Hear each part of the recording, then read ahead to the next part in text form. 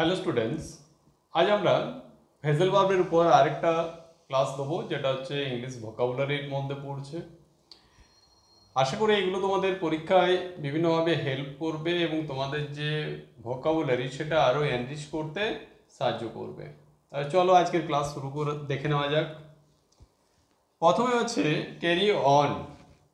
Carry on মানে হচ্ছে চালিয়ে যাওয়া, কন্টিনিউ, তাই না? কন্টিনিউ। যেমন দেখো সেন্টেন্সে এর ইউজেসটা দেখে নাও। You must carry on your studies. তোমাকে অবশ্যই তোমার স্টাডিজ চালিয়ে যেতে হবে। কি জন্য না, যদি তুমি সফলতা পেতে চাও তাহলে কিন্তু স্টাডি কন্টিনিউ করতে হবে এবং তোমাকে একটা হার্ড ওয়ার্ক করতে হবে। এরকম তো নয় আমি তোমাদেরকে কিছু এক্সাম্পল দিয়ে দিলাম, এগুলোর মধ্যেই কমন পেয়ে যাবে। কোশ্চেন সেটার্সদের মাথায় বিভিন্ন ধরনের প্রশ্ন নিয়ে বিভিন্ন ধরনের কোশ্চেন অ্যারাইজ করে, তো আমাদেরকে কি করতে হবে, ম্যাক্সিমামটা রপ্ত করতে হবে যাতে যে কোনো এক্সামে আমাদের প্রবলেম না হয়, তাই না? এবং আমাদের যে নলেজ সেটাকে ইনক্রিজ করতে হবে ডে বাই ডে। তারপর ক্যারি আউট। ক্যারি আউট মানে হচ্ছে এক্সিকিউট। কি বললাম? এক্সিকিউট। যেমন দেখো, we must carry out the orders of the court. Carry out, execute means obey বা পালন করা। যেমন আমাদেরকে কি করা উচিত? কোর্টের অর্ডার এক্সিকিউট করা বা ক্যারি আউট করা। তারপর দেখো ক্যারি অ্যাওয়ে। ক্যারি অ্যাওয়ে মানে two arouse too much emotion, মানে যখন আমাদের আবেগ অনেক বেশি মাত্রায় প্রকাশিত হয়, তাই না? তাই দেখো, I was carried away by the emotional scenes of the movie. মানে মুভিটার মধ্যে যে ইমোশনাল সিনস ছিল সেটা আমার যে ইমোশনগুলো ছিল অনেক বেশি মাত্রায় সজাগ করে দিয়েছিল, তাই না? পরে দেখো, এগুলো শুধুমাত্র ফ্রেজাল ভাবই নয়, এই যে ডিল ইন বা ডিল উইথ, এগুলো প্রায়শই অ্যাপ্রোপ্রিয়েট প্রিপোজিশন আকারেও পড়ে। যেমন দেখো, এটা মনে রাখবে, ডিল ইন মানে হচ্ছে দুটোই মানে ব্যবসা করা। ডিল ইন মানে হলো কোনো কিছুর ব্যবসা করা, মানে যখন কোনো থিংস এর সাথে হবে, তাই না? যেমন ধরো এখানে যেমন দেখা আছে deals in to have business of something, মানে কোনো কিছু নিয়ে ব্যবসা করা, তাই না? যেমন she deals in garment, she deals in groceries, তাই না? তাহলে সেক্ষেত্রে তাদের যে ব্যবসার বস্তু সেটা বোঝানোর জন্য ডিলস ইন ব্যবহার হয়, এটা মনে রাখবে। তাছাড়া এটা একটা ফ্রেজাল ভার্ব, ডিলস ইন মানে two have business of something. তারপর দেখো ডিল উইথ। ডিল উইথ মানে হচ্ছে যখন কোনো ব্যক্তির সাথে সম্পর্ক হলে সেটা হবে ডিল উইথ। যেমন দেখো টু হ্যান্ডেল মানে কি, নিয়ন্ত্রণ করা। I can not deal with the lazy people. আমি কাদের সাথে ডিল উইথ করতে পারছি না? লেজি উইথ পিপিলদের সাথে, তাই না? তাহলে লেজি পিপিলদের আমি কন্ট্রোল করতে পারছি না, এটা হচ্ছে ডিল উইথ। ঠিক আছে, যখন পার্সনস বোঝাবে তখন উইথ বসবে, এটাও প্রিপোজিশনের ক্ষেত্রে মনে রাখবে। আর যখন কোনো বস্তু বোঝাবে তখন ইন বসবে, ঠিক আছে? এবার দেখো do away with. Do away with মানে হচ্ছে অ্যাবলিশ। কি বললাম? অ্যাবলিশ মানে লোপ পাওয়া বা বাতিল করা, তাই না? তেমন we should do away with such evil practices. আমাদের অবশ্যই বাদ দিতে হবে বা বাতিল করা উচিত কি না, বাজে অভ্যাসগুলো। তারপর দেখো do without. Do without means to manage without, ঠিক আছে? এবার দেখো I can not do without my books, মানে সে ম্যানেজ করতে পারছে না তার বইগুলো ছাড়া। তারপর দেখো ডাই ফর। ডাই ফর মানে হচ্ছে to have a great wish, মানে একটা কোনো কিছুর জন্য দারুণ ইচ্ছে থাকা, তাই না? বা খুব ইচ্ছে, প্রবল একটা ইচ্ছে থাকা, সেটাকে বলা হচ্ছে ডাই ফর। যেমন বলা হয় না যে we die for these chocolate cakes now, মানে এটা এই ধরনের চকোলেট কেকসগুলোর জন্য এখন তারা কি করছে, হ্যাভ এ গ্রেট উইশ, মানে যখন মানুষ প্রবলভাবে বা দারুণভাবে চাইছে কোনো একটা বিশেষ জিনিসের প্রতি তাদের আকর্ষণ বোঝানোর চেষ্টা করছে, সেটা বলার ক্ষেত্রে আমরা die for phrasal verb use করতে পারি। তারপর দেখো ডাই আউট। ডাই আউট মানে হচ্ছে টু গেট এক্সটিংক্ট। এক্সটিংক্ট মানে কি? লোপ পাওয়া, মানে যেগুলো লোপ পেতে চলেছে বা লোপ পাচ্ছে, তাই না? যেমন দেখো সেভারাল পিসেস, পিসেস মানে হচ্ছে প্রজাতি, several pieces died out because of climate change, মানে এই যে আবহাওয়া পরিবর্তন হচ্ছে তার জন্য বহু প্রজাতি কি হচ্ছে? বিলুপ্ত হচ্ছে। এক্ষেত্রে died out means extinct. Okay, তারপর দেখো ডিসপোজ অফ। ডিসপোজ অফ মানে টু সেল অফ বা to get rid of. Sell off মানে কি? বিক্রি করে দেওয়া বা কোনো কিছু থেকে মুক্তি পাওয়া বা বর্জন করে দেওয়া। যেমন দেখো I want to dispose of some old furniture, যেমন আমি কিছু ওল্ড ফার্নিচারকে ডিসপোজ করতে চাই, মানে আইদার বিক্রি করে দিতে চাই বা তাদের থেকে মুক্তি পেতে চাই, তাই না? সেটাকে বলা হয় ডিসপোজ অফ।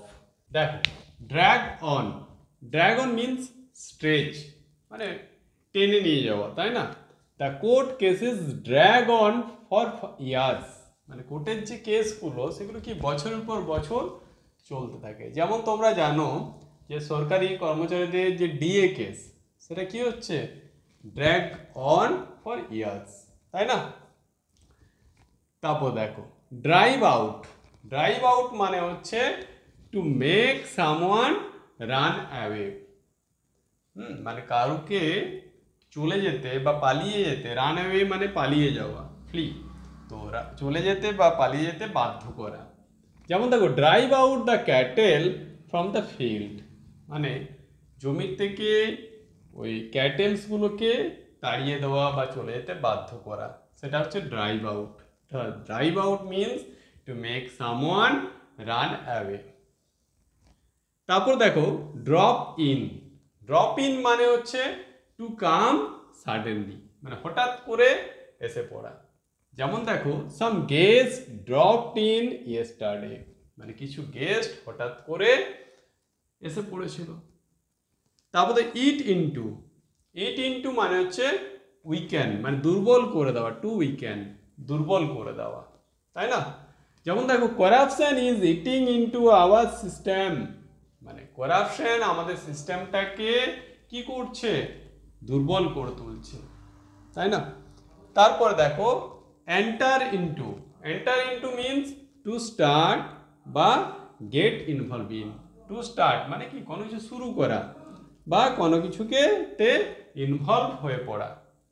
যেমন you are advised not to enter into this argument, তোমাকে অ্যাডভাইস দেওয়া হচ্ছে, মানে উপদেশ দেওয়া হচ্ছে যাতে তুমি এই আর্গুমেন্টের মধ্যে জড়িয়ে না পড়ো বা ইনভলভ না হও, তাই না? তাহলে enter into means to start বা get involve in. Fall apart.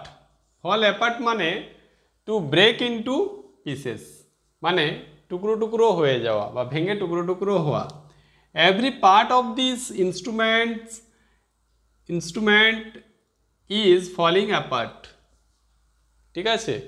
এই ইনস্ট্রুমেন্টের এটা ইনস্ট্রুমেন্ট হতো, এই ইনস্ট্রুমেন্টের প্রত্যেকটা অংশ কি হচ্ছে? ভেঙে টুকরো টুকরো হয়ে যাচ্ছে। তারপর দেখো fall back. Fall back means to retreat. এই রিট্রিট ওয়ার্ডটা কিন্তু খুব ইম্পর্ট্যান্ট। রিট্রিট মানে হচ্ছে পূর্ব অবস্থানে ফিরে আসা, ঠিক আছে? সেটাকে বলা হয় রিট্রিট। যেমন দেখো the enemies were force to fall back due to continuous firing, মানে শত্রুপক্ষকে ফিরে যেতে বাধ্য হয়েছিল কি না? কন্টিনিউয়াস ফায়ারিং এর জন্য, ঠিক আছে? তারপর দেখো fall back on. Fall back on means to use as a last resort, মানে শেষ আস্তানা হিসাবে কাউকে ব্যবহার করা। I have no one to fall back on, just আমার কোনো এটাই পার্সন নেই যাকে লাস্ট রিসোর্স হিসাবে ইউজ করতে পারবো। তারপর দেখো fall flat. Fall flat means fail to produce any effect, মানে কোনো প্রভাব বিস্তার করতে ব্যর্থ হওয়া। যেমন his advice falls flat on us, মানে তার যে অ্যাডভাইস সেটা কি আমাদের উপর কোনো কাজ করতে পারেনি বা কোনো ইম্পর্টেন্ট ইফেক্ট প্রভাব বিস্তার করতে পারেনি। তারপর দেখো fall out. Fall out means ঝগড়া করা, কোয়ার্ল, তাই না? We should not fall out with them without any reason. আমাদের উচিত নয় তাদের সাথে ঝগড়া করা কোনো কারণ ছাড়াই, ঠিক আছে? বা কোনো কারণ ছাড়া তাদের সাথে ঝগড়া করা উচিত নয়। সেটাই হচ্ছে ঝগড়া করার যে ফ্রেজাল ভার্ব, সেটা হচ্ছে fall out. Okay, fall in. Fall in মানে হচ্ছে কোলাপস, মানে ধসে পড়া বা ভেঙে পড়া। যেমন দেখো, the roof fell in killing 10 peoples. ঠিক আছে, তার মানে ছাদটা ভেঙে পড়েছিল বা ধসে পড়েছিল এবং 10 জন মারা গিয়েছিল। তারপর দেখো fall in with. Fall in with মানে হচ্ছে অ্যাগ্রি উইথ, মানে কারোর সাথে একমত হওয়া। যেমন I fall in with you on this matter, মানে আমি তোমার সাথে এই ম্যাটারে একমত। তারপর দেখো fall off. Fall off means decrease. কি বললাম? ডিক্রিজ মানে হ্রাস পাওয়া বা কমে যাওয়া। Stock prices have fallen off, মানে স্টক প্রাইস সেটা হচ্ছে কমে গেছে। তারপরে ফল থ্রু। ফল থ্রু মানে হচ্ছে ফেল, টু ফেল।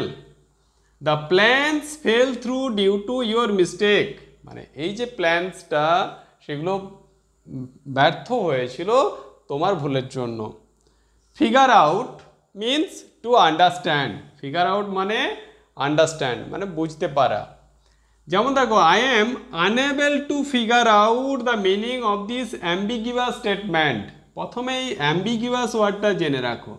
অ্যাম্বিগিউয়াস মানে হচ্ছে যেটা দুটো মিনিং আছে, তাই না? সেটাকে বলা হয় অ্যাম্বিগিউয়াস ওয়ার্ড। আর এখানে অ্যাম্বিগিউয়াস স্টেটমেন্ট মানে যে স্টেটমেন্টটার দুটো মিনিং আছে বা দ্ব্যর্থ মিনিংযুক্ত, অর্থযুক্ত শব্দ বা বাক্য, সেটার মিনিংটা বুঝতে আমি অসমর্থ হয়েছিলাম। তাহলে কি বললাম? Figure out means understand. Okay, আমাদের ক্লাসটা ভালো লাগলে তোমরা অবশ্যই আমাদের ক্লাসটাকে লাইক করবে এবং শেয়ার করবে তোমাদের পরিচিতদের মধ্যে, এবং তোমাদের মতামত কমেন্টে জানাবে। এবং যারা এখনও আমাদের চ্যানেলটাকে সাবস্ক্রাইব করনি তারা অবশ্যই আমাদের চ্যানেলটাকে সাবস্ক্রাইব করে নেবে।